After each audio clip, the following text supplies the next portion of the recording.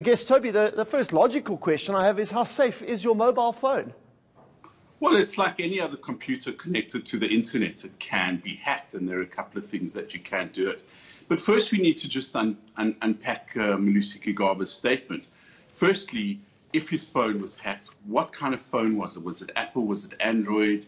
What version of the operating system was he running? What else was on that phone? Was his government email accessible on that phone? What other messaging from a cabinet minister could these people have been able to get hold of if it was hacked? Otherwise, my assumption would be that somebody just sent the video of whatever nature. I'm assuming it's not a video of the minister playing Candy Crush in Parliament to somebody else. And that might be another story. I mean, we don't really know the information. My first thought was it wasn't hacked, it was sent, and he's just saying it's hacked so that it seems like he was something was done to him as opposed to something was just stolen from him. But it's very concerning. I mean, what else was on that phone? Was his government email there? Was messaging between him and other cabinet ministers accessed? These are very serious questions that need to be asked. The information that we have in the public domain tells us that he is reacting proactively before this video gets leaked, to put context to the video before it gets there. Now, how would you hack someone's phone? Well, firstly, you need to have someone's passcode to get into the phone to be able to get into the basic security of the phone, right? So someone has your phone in their hand, as long as they know that 6-digit code, or if it's Android, they know how to swipe it, then they can access it. Other technologies that are in use, the biometric ones we've become so familiar with, our fingerprint and increasingly our face scan. Well, this was done in 2016 and 2017. So face scans weren't quite big then. Depending on what model phone he had, it would have been a fingerprint reader or a PIN code or a swipe code. So that's how you physically get into the phone. To intercept someone's phone calls and get the information off that, well, not many people have that technology available. The very controversial, much publicized Grabber, that was a bot that was able to intercept telecommunications traffic that was used in Parliament a few years ago when the EFF was clashing with those police officers dressed in white shirts. That happened around that time. So the only people who had access to that kind of technology that could have grabbed the information or hacked the information, as he says, off his phone, would have been government ministries themselves. Would it have been intercepted at the level of the phone communicating with the cell phone tower? That's very difficult. That's very complex. You would have to have it legally. You would have to have a court order to do that. Most of that traffic is encrypted.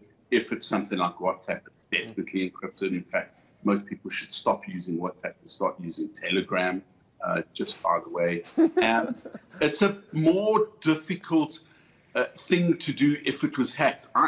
I'd like some more proof of what hacking took place. And I'd really like to know whoever it was who stole this salacious video of kinky Candy Crush moves or whatever it was, didn't steal very important communication between one cabinet minister and another. And of course, there's also the fact that the several courts have found Malusi Gigaba to be a liar. How can we trust a man that has, a nefarious or a salacious video of himself in the market for nearly 2 years now and hasn't told anybody, and has been attempted to be blackmailed? Has he told the security cluster? He says he's spoken to law enforcement.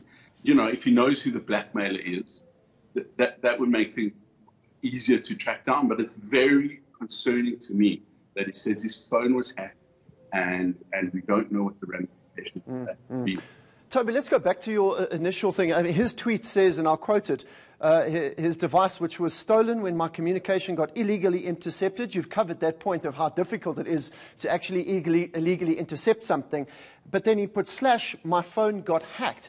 In terms of those biometrics, in terms of passcodes, it's generally sort of a 4 or 5 digit number that you put in. How easily is that to get around in terms of if I stole your phone, how easy is it for me to get around your 4 or 5 digit PIN code or your biometric, biometric system? Well, yeah.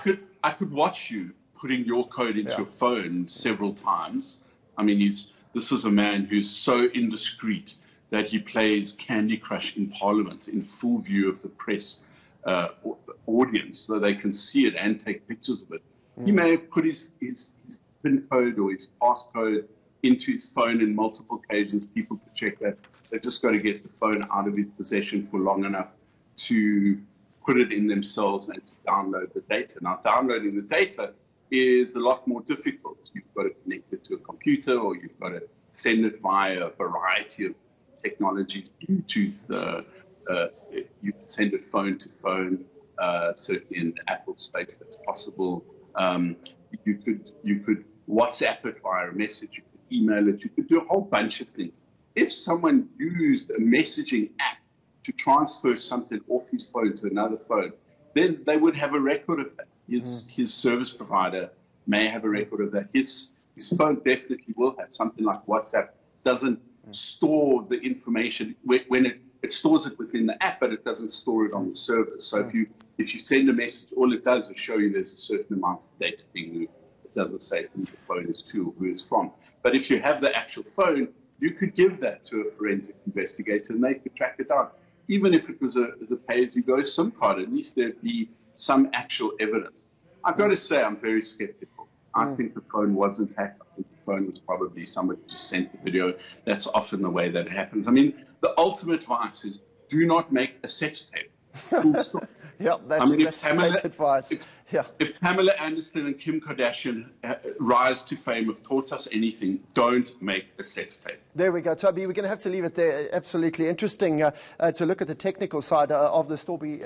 Expert Toby Shapshak on the line there. I'm sure that story is going to develop throughout the day, and we will